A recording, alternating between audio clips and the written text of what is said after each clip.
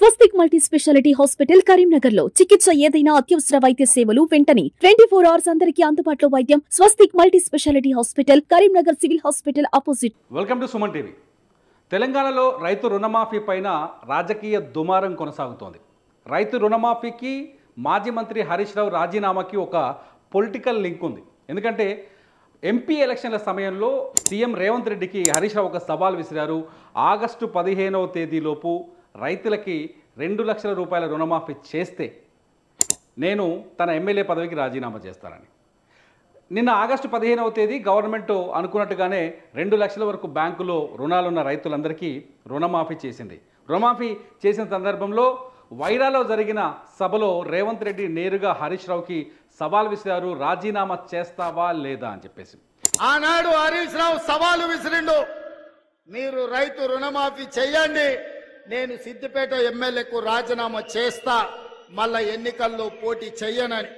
ఇవాళ ఈ వైరాగడ్డ మీద నుంచి ఖమ్మం ప్రజల సమక్షంలో హరీష్ రావు రాజీనామా చెయ్యి, హరీష్ రావు సిద్ధంగా ఉండు, సిద్దిపేటకు పట్టిన శని పీడ చీడ విరుగడవుతుంది, 15 ఆగస్టు లోపల 2 లక్షల వరకు రుణమాఫీ చేసి తీరుతామని మాట ఇచ్చిన.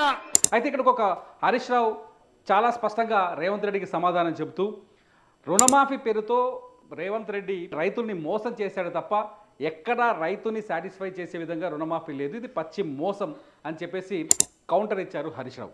ఇక్కడ ప్రశ్న ఏంటి అంటే రైతుల విషయంలో, రైతు రుణమాఫీ విషయంలో బీఆర్ఎస్ ప్రభుత్వం నీట్గా రుణమాఫీ చేసిందా, ఎటువంటి ఇబ్బందులు లేకుండా రైతులకి, లేదంటే కాంగ్రెస్ ప్రభుత్వం ఇప్పుడు జరిగిన రుణమాఫీ న్యాయంగా ఉందా? బీఆర్ఎస్ రైతులకు సంపూర్ణ న్యాయం చేసిందా, లేకపోతే కాంగ్రెస్ సంపూర్ణ న్యాయం చేసిందా రుణమాఫీ విషయంలో అనేది ఇక్కడ ప్రశ్నగా కనిపిస్తోంది.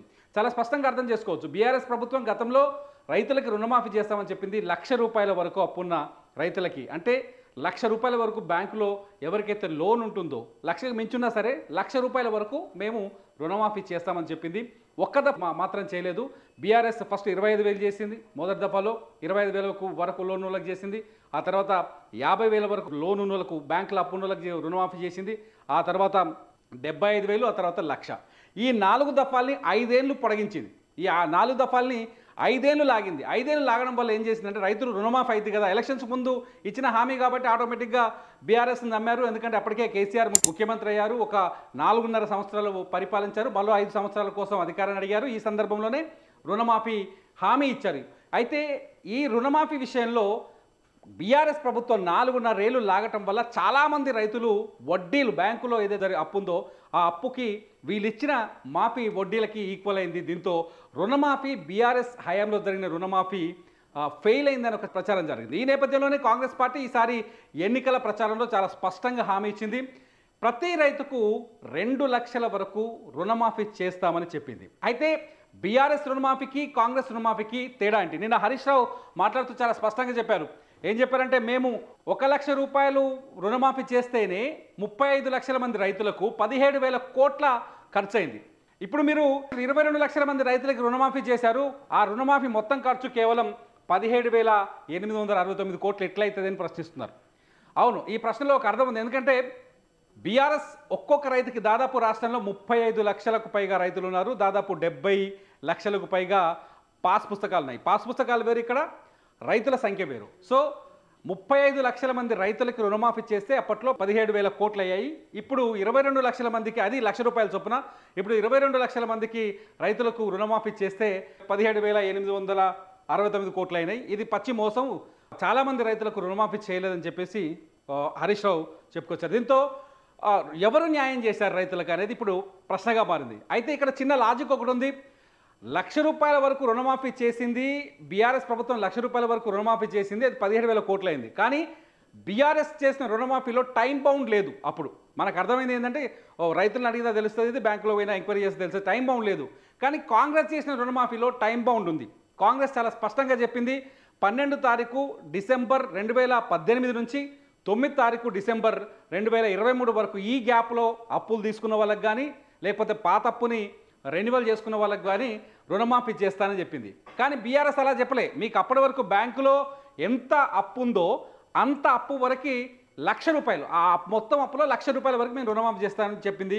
సో వాళ్ళకి బడ్జెట్ తక్కువైంది. వీళ్ళు టైం బాంబ్ పెట్టుకోవడం వల్ల కూడా బడ్జెట్ వీళ్ళకి కాంగ్రెస్ వాళ్ళకి కలిసి వచ్చింది. ఇక్కడ ఇంకో విషయం ఏంటి అంటే కాంగ్రెస్ పార్టీ ఎలక్షన్స్ మేనిఫెస్టోలో ఒక విషయం స్పష్టంగా చెప్పింది, 2 లక్షల వరకు బ్యాంకులో ఉన్న వాళ్ళకే రుణమాఫీ చేస్తామని చెప్పింది. కానీ ఆచరణలోకి వచ్చేసరికి కాంగ్రెస్ నాయకులు చెప్తున్నారు, మేము ప్రతి రైతుకి ఏదైతే 35 లక్షల మంది రైతులు ఉన్నారో ఇప్పటికి 22 లక్షల మంది రైతులకు మేము రుణమాఫీ చేసినాం, ఇంకో 6 లక్షల మంది రైతులు ఉన్నారు. ఎవరైతే 2 లక్షల కంటే ఎక్కువ బ్యాంకులో లోన్ ఉందో ఆ 6 లక్షల మంది రైతులు ఉన్నారు. 6 లక్షల మంది రైతులకు కూడా 2 లక్షల రూపాయల వరకు రుణమాఫీ చేస్తామని చెప్తున్నారు. సో మొత్తంగా కాంగ్రెస్ మాట నిలబెట్టుకున్నట్టు అయింది. హరీష్ రావు సవాల్ని హరీష్ రావే నెగ్గినట్టుగా అయింది. మొత్తంగా తెలంగాణలో మాత్రం ఈ రుణమాఫీ రాజకీయం ఒక కొత్త చర్చకు దారితీసింది. చివరికి రైతులకి ఎవరి వల్ల న్యాయం జరిగింది అనేది ఇప్పుడు ఇక్కడ ఆసక్తికరంగా మారింది. చూద్దాం, కామెంట్స్ రూపంలో మీరే చెప్పండి, హరీష్ రావు నెగ్గాడా ఈ సవాల్లో, లేకపోతే రేవంత్ రెడ్డి నెగ్గాడా అనేది మీ కామెంట్స్ రూపంలో తెలియజేయండి. మీ బిజినెస్ ఏదైనా మీ ఊర్లో ప్రమోషన్ చేయాలంటే అది సుమన్ టీవీతోనే సాధ్యం. ఇప్పుడే సంప్రదించండి.